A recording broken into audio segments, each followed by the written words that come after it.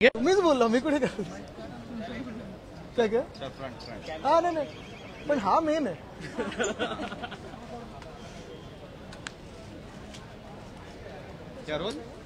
Role काय sir, अर्थसंकल्पीय अधिवेशनाचा पहिला दिवस आहे. कोणकोणत्या मुद्द्यावरती विरोधक म्हणून मला वाटतं आपण पहिली एक गोष्ट लक्षात घेतली पाहिजे ती ही आहे की गेले 10-15 दिवस आम्ही पाहत आहोत की कोस्टल रोड ह्याचं श्रेय घेण्यासाठी जो संपूर्ण झालेला नाहीये कोस्टल रोड ह्याचं उद्घाटन करण्याचा प्रयत्न होत आहे. कदाचित पुढच्या आठवड्यात वगैरे मोठे बॅनर, पोस्टर, होर्डिंग लावले जातील, सगळ्या पेपरमध्ये ऍड लावले जातील. पण एक सत्य आहे, कोस्टल रोड असो किंवा MTHL असो, हे दोघांचं काम महाविकास आघाडी सरकारने केलेलं आणि कोस्टल रोड तर पूर्णपणे उद्धव बाळासाहेब ठाकरे ह्या एका व्यक्तीचं स्वप्न आणि स्वप्नपूर्ती आहे. ही ठाकरे गॅरंटी होती आणि आहे. पण त्याच बाजूला आपण पाहिलं असेल गोखले पुलाबद्दल आम्ही सतत हा विषय घेत आलेलो आहे. मला वाटतं लटकेताई देखील आपण सतत विषय घेत आलेला आहात. अनेकदा आपल्या समोर देखील हा विषय मांडलेला आहे. एक आठवडा हा गोखले पूल तयार होता आणि तयार झाल्यानंतर देखील घटनाबाह्य मुख्यमंत्र्यांना किंवा तिकडच्या काही ठराविक लोकल VIP ना वेळ नसल्यामुळे हे असंच्या असं पेंडिंग होतं. बरं, गोखले पूल पूर्ण झालंय का? तर पूर्ण नाही झालेलं आहे, अर्धवट आहे. तरी देखील उद्घाटन करायचं आहे. मला माहित नाही कुठचं सरकार असं असतं की अर्धवट झालेलं कामाचं आणि उशिरा झाल्याचं कामाचं एवढ्या आनंदाने उद्घाटन करतं. पण ते जरी असलं तरी आज आपण पहा, ह्या परिस्थिती पुलाची अशी आहे की हा गोखले पूल अजूनही बर्फीवाला पुलाबरोबर लेव्हल मॅच नाही करत आहे. ह्याच्यावर आम्ही चौकशी करणार म्हणजे करणार. जेव्हा आमचं सरकार बसेल तेव्हा सखोल चौकशी करू. मग दुसरी गोष्ट त्याच्यात अशी आहे की हा उशिरा झालेला पूल असला तरी अजूनही त्यांनी सांगितले की आता नुसतं लाईट मोटर व्हेकल्स चालतील, सगळ्या काही व्हेकल्स चालणार नाहीत. बरं, हे सगळं जरी झालं असेल, मागच्या आठवड्यात हा पूर्णपणे ब्रिज तयार झाल्यानंतर 2-3 दिवस मी थांबलो होतो. परवा मी ट्विट केल्यानंतर MC जे आहेत, प्रशासक जे आहेत, त्यांनी सांगितलं नाही अजून लोड टेस्टिंग बाकी आहे. मग तिकडचे स्थानिक आमदार आहेत, त्यांनी सांगितलं की अजून मॅस्टिकचंच काम बाकी आहे, म्हणजे पूल अजून पूर्णपणे झाला नाहीये. काल मी पुन्हा एकदा ह्या बातमीला रिट्वीट करत सांगितलं की दोघंही मुंबईकरांना खोटं सांगत आहेत, खोटं बोलत आहेत. जाऊन आपल्याला मी सांगितलं की आपण जाऊन पुलाची परिस्थिती पहा आणि ती पाहिल्यानंतर दोघांनी लगेच सांगितलं की नाही आता 5:30 वाजता उद्या म्हणजे आज उद्घाटन करतील. म्हणजे निर्लज्जपणा बघा किती आहे की साधारणपणे पहिलं तर एक आठवडा पूल तयार असूनही लोकांचे हाल न बघता स्वतःला तिथे फोटो घ्यायचे आहेत म्हणून पुलाचं उद्घाटन बाकी ठेवलं. त्यानंतर 24 तास अजूनही, म्हणजे आज सोमवार आहे, महत्वाचा दिवस आहे, लोक कामावर जातात, कामातून घरी येतात, तरी देखील पुलाचं उद्घाटनच झालं नाहीये. तसंच डोमेस्टिक एअरपोर्ट जो आहे आपला विलेपार्ले सांताक्रूजच्या तिकडचा, पूर्णपणे हा पूल तयार आहे. गेले एक आठवडा लाईट वगैरे सगळं लावलेलं आहे, रंगरंगोटी झालेली आहे, पण बॅरिकेड लावून ठेवलेत कारण घटनाबाह्य मुख्यमंत्र्यांना वेळ नाहीये. अंधेरीतला गोखले पूल असो किंवा इकडचा पार्ल्यातला हा पूल असो डोमेस्टिक एअरपोर्टचा, दोन्हीकडे स्थानिक आमदार भाजपाचे आहेत. पण दुर्दैव असं आहे की भाजपाला खोके सरकारबद्दल आहे प्रेम, कदाचित घटनाबाह्य मुख्यमंत्र्यांचा दबाव असेल किंवा प्रेम असेल, पण लोकांबद्दल काही सहानुभूती नाहीये आणि म्हणून दोन्ही याचं उद्घाटन झालेलं नाही. तसंच काल पुण्याकडे होतो मी, पुण्यात देखील पाहिलं रुबी हॉल क्लिनिक ते रामवाडी ही मेट्रो गेले 1.5 महिना CMRS वगैरे सगळं टेस्टिंग होऊन तयार आहे, पण उद्घाटनाला वेळ नाहीये म्हणून पुणेकरांना त्या सेवेपासून दूर ठेवलेलं आहे. गेले 5 ते 6 महिने पुणे एअरपोर्टमध्ये टर्मिनल 2 नवीन जी इमारत आहे ही देखील पूर्णपणे तयार आहे, पण तिथे आश्वासन देऊनही, केंद्रीय मंत्र्यांनी आश्वासन देऊनही अजूनही त्याचं उद्घाटन झालेलं नाहीये. अनेक कामं ही अशीच्या अशी पडलेली आहेत. आपण पाहिलं असेल नवी मुंबई इथे जे नवीन आंतरराष्ट्रीय विमानतळ येत आहे, आम्ही मागणी केली होती, आम्ही प्रस्ताव पाठवला होता केंद्राकडे की श्री दिबा पाटील यांचं नाव द्या. अयोध्येतलं नाव दिलेलं आहे, गोव्यामधलं नाव दिलेलं आहे, पण महाराष्ट्रात आहे म्हणून नवी मुंबईत एका व्यक्तीचं नाव द्यायचं नाही, श्री दिबा पाटील यांचं नाव द्यायचं नाही, या द्वेषाने भाजप सरकार हे काम करत आहे. तसंच आपण पाहिलं असेल साधारणपणे 4 वर्षापूर्वी छत्रपती संभाजीनगर येथे जे विमानतळ आहे तिथे छत्रपती संभाजी महाराज हे नाव आपण नामकरण ह्या असेंब्लीमध्ये केलं होतं आणि केंद्राकडे प्रस्ताव पाठवला होता. 4 वर्ष झाली. पुन्हा एकदा सांगतो, अयोध्येच्या विमानतळाला एका व्यक्तीवरनं नाव दिलेलं आहे. गोव्यातल्या जे मोपा एअरपोर्ट आहे तिथे मला वाटतं जे भाजपचे एकनिष्ठ कार्यकर्ते होते आणि तिकडचे मुख्यमंत्री होते मनोहर पर्रिकर साहेब, त्यांचं नाव दिलेलं आहे. पण महाराष्ट्रात छत्रपती संभाजी महाराजांचं नाव की श्री दिबा पाटलांचं नाव आपण देत होतो म्हणून त्या द्वेषापोटी केंद्र सरकारने महाराष्ट्रावर अन्याय करायचा म्हणून ही नावं 4 वर्ष आणि 2 वर्षात झाली मंजूर केलेली नाहीत. हा नक्की द्वेष महाराष्ट्रावर एवढा का आहे? तयार होऊन कामं का प्रलंबित तुम्ही उद्घाटन ठेवताय आणि जी कामं तुमची नाहीत त्याचं क्रेडिट घेण्याचा का प्रयत्न करताय? हा एक विषय तर झालाच, पण दुसरा महत्वाचा विषय आपल्या समोर आलाय की नाही मला माहिती नाही. मुंबई महानगरपालिकेचे जे प्रशासक आहेत आणि काही AMC आहेत त्यांची बदली ही ओव्हरड्यू आहे, 4 वर्ष झालेले आहेत. तसंच पुणे महानगरपालिका आहे. हे जे प्रशासक आहेत, माझ्या कानावर जे आलेलं आहे, काही मंत्री खोके सरकारमधले तर बोली लावतायत ती पदं देण्यासाठी, आणि जे आत्ताचे प्रशासक आहेत त्यांना सांगतात ही लवकर लवकर कामं आटपा, एवढे खोके आम्हाला पाहिजेत तरच तुमची बदली होईल. इलेक्शन कमिशनकडून सूचना आलेली आहे की यांची बदली ताबडतोब झाली पाहिजे.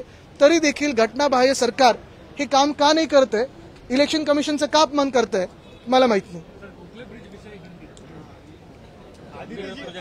ज्या मराठा आंदोलन सुरू आहे त्यामध्ये कुठेतरी उद्धव ठाकरे आणि शरद पवार यांनी दिलेल्या स्क्रिप्ट आहे ते मनोज जरांगे पाटील वाचतात असं म्हटलं नाही. मला एक विचारायचं आहे की आपण पाहिलं असेल मागच्या अधिवेशनात जे आरक्षण दिलं, हे आरक्षण आपण देणार होतो हे सगळ्यांना माहिती होतं. तरी देखील मग पहिलं जो जालन्यात लाठीचार्ज झाला, जी डोकी फोडली गेली, ते त्याच्या मागचा जनरल डायर कोण, मुख्यमंत्री की 2 उपमुख्यमंत्री, हे अजून लोकांसमोर आलं नाहीये. बरं, ते सगळं झाल्यानंतर आपण पाहत असाल दिल्लीत जे शेतकऱ्यांचं आंदोलन असेल ते, किंवा इथे जे आता मराठा समाज पुन्हा एकदा आंदोलन करत ते, ह्यांना लेबल का लावली जातात? काल परवाकडे पण एक कॉन्ट्रॅक्टर कोणतरी आहेत भाजपाचे, ते बोललेले आहेत की उपकार आहेत आमचे तुमच्या समाजावर वगैरे. हे कसलं, म्हणजे समाजावर कोण उपकार करू शकतं का? खरं म्हणजे कोणी आंदोलन करून येत असेल, कोणी मोर्चा घेऊन येत असेल, सामोरी जावाडी जे काही आहे ते स्पष्ट बोलावं. खोटं बोलण्याची किंवा त्यांचा अपमान करण्याची किंवा समाजाचा अपमान करण्याची गरजच नसते. आपण ऐकून घेऊ शकता आणि जे सत्य आहे ते सांगू शकता की हे ठीक आहे, हे शक्य आहे, हे शक्य नाहीये. पण त्यांचा अपमान करायचा, त्यांना अपशब्द काही बोलायचे, लाठीचार्ज करायचा, त्यांना लेबल लावायची, हा कुठचा न्याय झाला आणि हे कुठचं सरकार झालं? फडणवीस एका विशिष्ट समाजाचे म्हणून त्यांना टार्गेट केलं जाते. मला वाटतं आपला महाराष्ट्र आतापर्यंत आपण पाहत होतोय पुरोगामी महाराष्ट्र आहे. कधी असं कोणाला टार्गेट केलं जात नाही, मी ह्याच्यात जाणार नाही. पण मुख्य गोष्ट हीच आहे, पुन्हा मी सांगेन, पुन्हा सांगेन मी, की कुठच्याही समाजाचा अपमान करण्याची गरज नाहीये, कोणालाही अपशब्द किंवा लेबल लावण्याची गरज नाही. जसं आता शेतकऱ्यांना दिल्लीत जे चालत, परवाच भाजपातला कोणतरी बोललं ते अर्बन नक्सल आहे, हे तसंच मला वाटतं थोड्या दिवसांनी आपण पाहिले प्रत्येक कोणी आंदोलन करेल अशीच लेबल लावली जातील. गरज नाहीये. सहकारी ते बाहेर येऊन एका पाठोपाठ एक पत्रकार परिषद घेत आहे, तर आता मनोज जरांगे पाटील यांना फसवण्याचा ट्रॅप सुरू आहे असं वाटतं? नाही, मी त्याच्यात जास्ती खोलावर जाणार नाही. मला वाटतं सरकारला त्याच्यावर काही बोलू दे.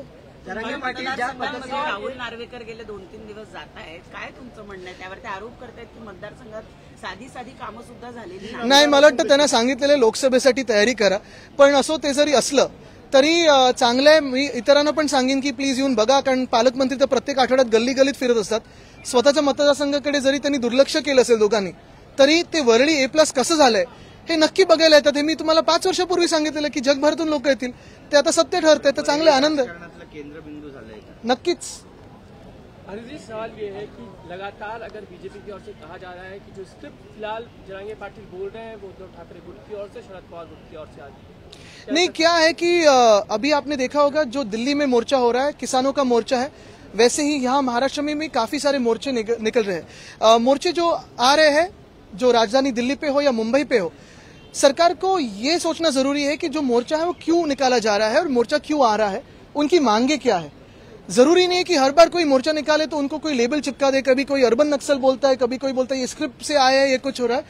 हर बार जो भी अन्याय जिसपे हो रहा है उसका अपमान करना भी जरूरी नहीं है. मुझे लगता है यही बात जरूरी है. जरांगे पाटील यांनी त्या पद्धतीने एकेरी भाषेत उल्लेख करताय, त्याचं तुम्ही समर्थन करताय का?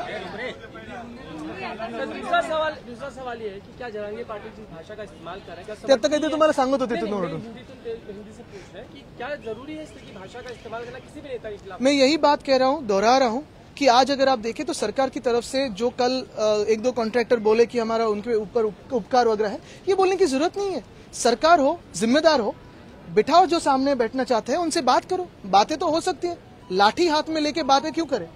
सरकार ने 10% गोखले प्रोजेक्ट्स पेंडिंग है. गोखले ब्रिज भी आधा जो पूरा किया गया है वो अभी तक खुला नहीं है, जो आधा नहीं खुला है वो उसमें कंस्ट्रक्शन में भी प्रॉब्लम्स है. तो क्या ये सब मुद्दे आप उठाएंगे? बिल्कुल हम उठाना चाहते हैं, क्योंकि अगर आपने देखा होगा तो पिछले 7-8 महीनों में काफी सारे इंफ्रास्ट्रक्चर वर्क्स के बारे में हमने बातचीत करी है.